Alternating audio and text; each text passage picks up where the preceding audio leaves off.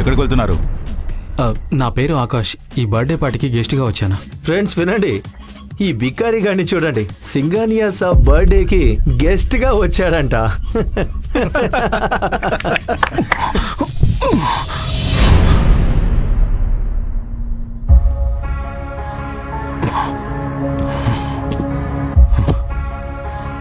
Aishwarya baby, ఇంటికి వెళ్దాం పద. బేబీ? ఐశ్వర్య? ఈ బికారి గారు నీకు తెలుసా? నోనో, ఎవరి బికారి నాకు తెలీదు. Who the hell are you? తను చెప్పింది విని ఆకాష్ షాక్ అవుతాడు. ఇది మొదటిసారి కాదు ఐశ్వర్య ఆకాష్ పరువు తీయడం. ఐశ్వర్య, పద ఇంటికి వెళ్దాం. హే బికారి, ఇక్కడి నుంచి వెళ్ళిపో. సెక్యూరిటీ, ఈ చెత్తను బయటపడేయండి. అంతా సెట్ అయింది అనుకునే లోపే బర్త్డే బాయ్ సింగానియా అక్కడికి వస్తాడు. ఆకాష్ వైపు అతని చూపు పడుతుంది. తన పార్టీలో ఆకాష్ ని చూసి షాక్ అవుతాడు. ఆకాష్ సింగ్ రైజదా? సార్, ఈ బర్త్డే పార్టీకి మీరు వచ్చారా? నేను నమ్మలేకపోతున్నాను. మీరు నా పార్టీకి వచ్చినందుకు నా జీవితం ధన్యమైంది. Please please please. ఇదంతా చూస్తున్న ఐశ్వర్య ఇంకా మిగతా వాళ్ళందరికీ చెమటలు పడతాయి. కానీ ఆకాష్ ఏమీ మాట్లాడకుండా నిశ్శబ్దంగా అక్కడి నుండి బయటకు వెళ్తాడు. అతను బయటకు వెళ్లి ఐశ్వర్య కోసం వెయిట్ చేస్తూ ఉంటాడు. పార్టీ అయిపోగానే ఐశ్వర్య ఫుల్గా తాగి తూలుతూ బయటకు వస్తుంది.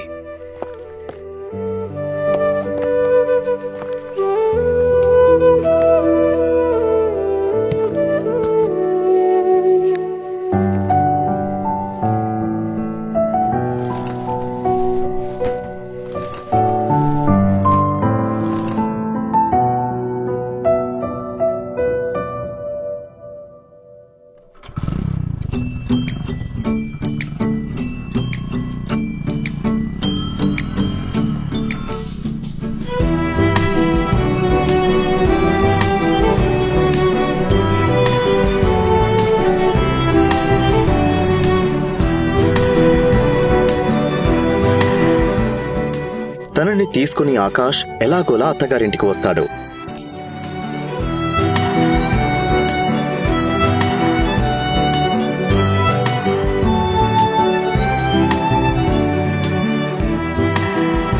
ఆకాష్ అత్తగారింట్లో ఇల్లరికపు అల్లుడుగా వచ్చాడు.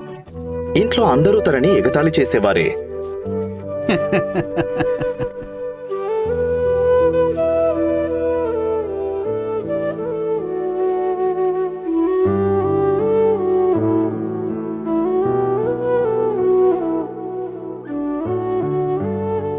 అతను ఇంటికి చేరుకోగానే ఐశ్వర్య యొక్క కజిన్ షౌర్ని డోర్ తీస్తాడు.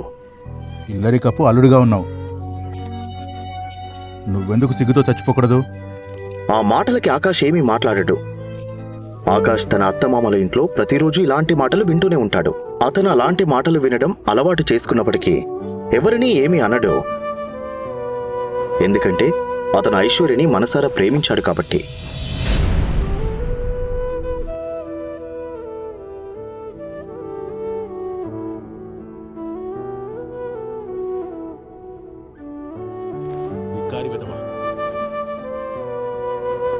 అతనికి ఒక బలమైన కారణముంది. అందుకే అతను ఇంతలా అవమానాలు భరిస్తూ జీవితాన్ని గడపాల్సి వస్తుంది.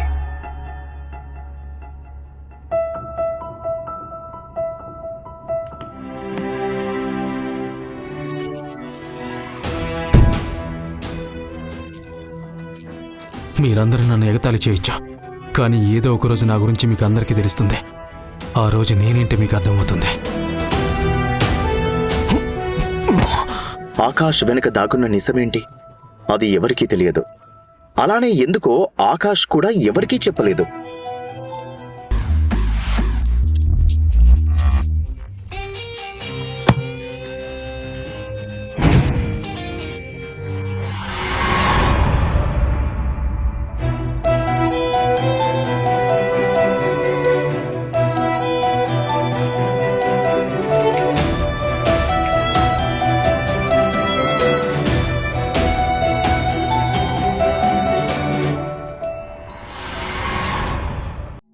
అయితే అతన్ని కుటుంబ సభ్యులే కాకుండా అత్తగారు కూడా అవమానించేది.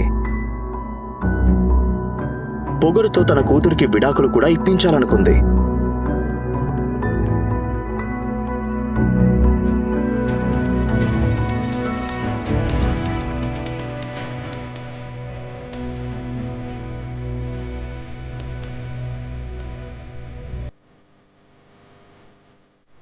ఆకాష్, ఇప్పుడు మేము ఒకరిని కలవడానికి హోటల్కి వచ్చాం.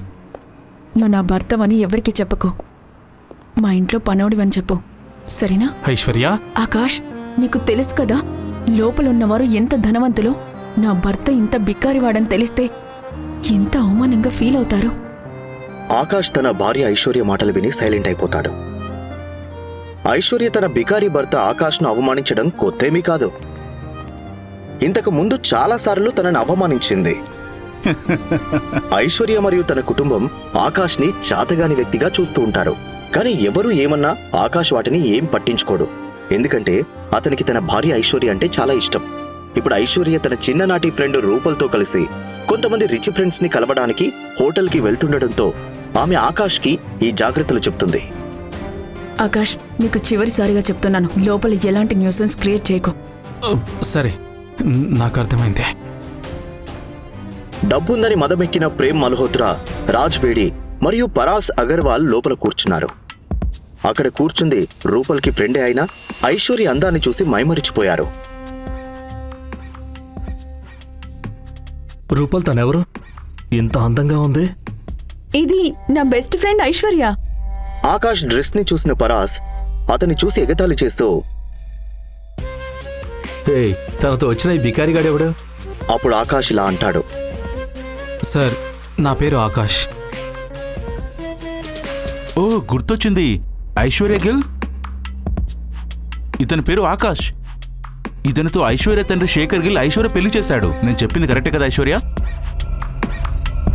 అప్పుడు అక్కడున్న వాళ్ళందరికీ తెలుస్తుంది ఈ బికారిగాడు అందమైన ఐశ్వర్యకి మొగుడని. దీంతో ఐశ్వర్యని ఫ్లడ్ చేయాలనే కోరికని పక్కన పెట్టి ఆ ముగ్గురు ఆకాష్ పేదరికాన్ని ఎగతాళి చేయడం స్టార్ట్ చేశారు. చూడు ఆకాష్, నువ్వు బ్యాంకులో పనిచేస్తున్నావు అని విన్నాను. నీ జీతం ఎంత? ఈ ముగ్గురు కలిసి ఆకాష్ని ఆట పట్టిస్తూ అవమానిస్తూ ఉంటారు. 12,000 వస్తుంది. ఎంత? 12,000. అప్పుడప్పుడు బోనస్ వస్తే 15,000 కూడా వస్తాయి. మంచి శాలరీ. ఇది నా జ్యువెలరీ షాప్ అకౌంటెంట్కి ఇచ్చే దానిలో సగం. కానీ ఈ రోజుల్లో ఇది కూడా చాలా ఎక్కువే.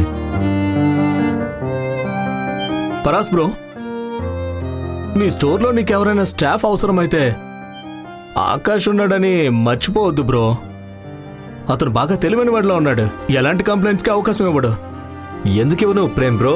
నేను తనకి 20,000 to 25,000 ఆఫర్ చేయగలను.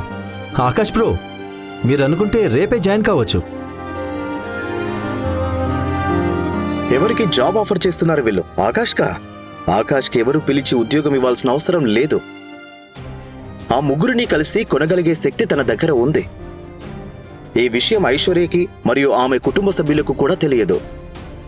అయినా ఈ బికారి ఆకాష్ వెనుక దాగి ఉన్న అసలు రహస్యం ఏంటి? ఆ రహస్యం ఎవరికి తెలియకూడదు అనుకుంటున్న ఆకాష్ వాళ్ళు అంటున్న మాటలు వింటున్నా ఏమీ పట్టించుకోకుండా పరిస్థితిని అర్థం చేసుకుని ఇలా అంటాడు.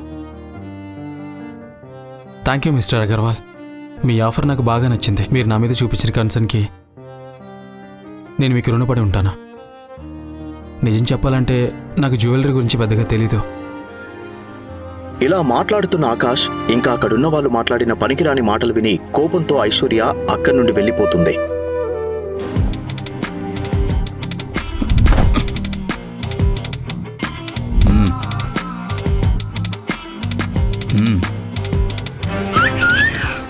అక్కడ ఓ వ్యక్తి బాగా డ్రింక్ చేసి ఉంటాడు.